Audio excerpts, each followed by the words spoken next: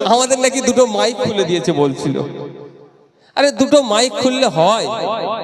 এই মাইক এখানে তো শুধু নাই, বিধানসভার মধ্যে আছে, ওনার মাননীয়ার কানে আমি ভালো করে ঢুকিয়ে দিই।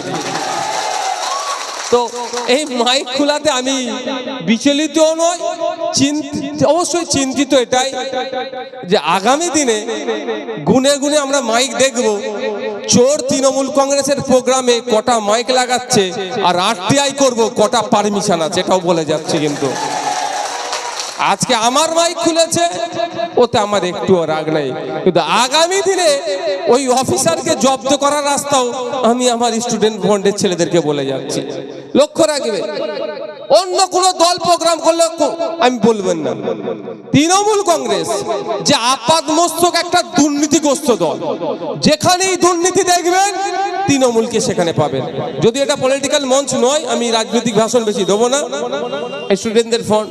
কিন্তু প্রসঙ্গক্রমে আসতে হচ্ছে যে পুলিশ খুলেছে,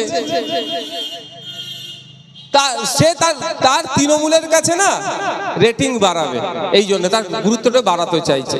তবে একটা কথা বলতে চাই শুধু এই জায়গায় দাঁড়িয়ে, পাপ বাপকেও ছাড়ে না।